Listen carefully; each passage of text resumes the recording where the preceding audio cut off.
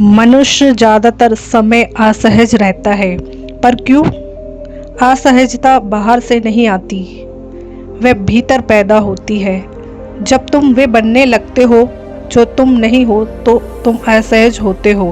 बचपन से ही तुम्हारी तुलना किसी और के साथ की गई, तुम्हें कहा गया उसके जैसा बनो, फलाने के जैसा बनो, पर किसी ने कभी नहीं कहा कि खुद के जैसा बनो।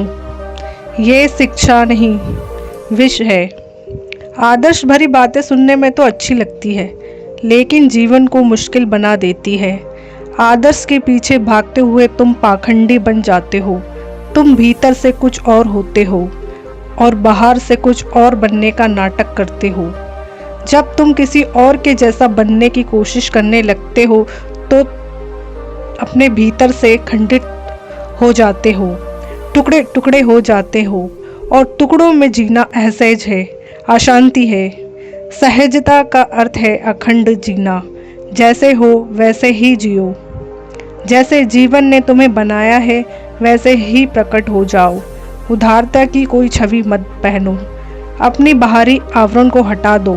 कह दो सबको कि यह हूँ मैं, मेरी यही गंध है, यही मेरी लय है और यही मेरा सत्य है। अगर दुनिया स्वीकार करे तो अच्छा, और ना करे तो और भी अच्छा, क्योंकि जब तुम दुनिया की स्वीकृति की तलाश में जीते हो तब तुम दुनिया के गुलाम हो जाते हो। सम्मान की भूख ही अपमान की नींव बनती है। जिसने भी दुनिया से कुछ होने की चाह रखी वह भीतर से खोखला हो गया। तुम जैसे हो वैसे ही जी सको तो तुम समृद्ध हो। परमात्मा ने तुम्हें जैसा रचा है वह संपूर्ण है, उसमें बदलाव की कोई ज़रूरत नहीं। अगर तुम परमात्मा की नज़र में अनावश्यक होते हो तो क्या तुम अस्तित्व में होते?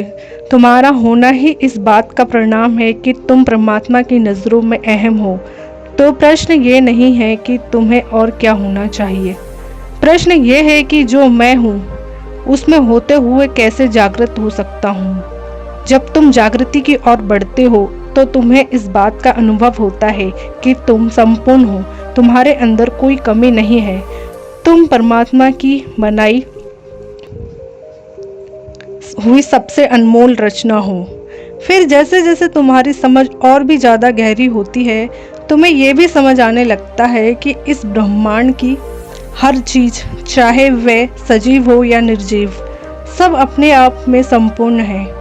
उसमें रत्ती भर भी बदलाव की ज़रूरत नहीं। जीवन को स्वीकार करो, बदलो मत। जैसे ही तुम खुद के और दूसरों के सहज स्वरूप को स्वीकारते हो, उसी क्षण तुम प्रेम, करुणा और सहिष्णुता से भर जाते हो। निर्णय का अधिकार सिर्फ परमात्मा को है, हमारे और उसके बीच कोई बिचौलिया नहीं है। तो जीवन में केवल एक ही बात सीखो, अपने आप में जीना और उसे पूर्ण सहजता से अपनाना। परमानंद की प्राप्ति तभी होती है जब तुम अपने स्वभाव में स्थिर हो जाते हो। तभी जीवन समाधि बनती है, तभी मौन जन्म लेता है, और उस मौन में जो संगीत उठता है वही ब्रह्म की ध्वनि है।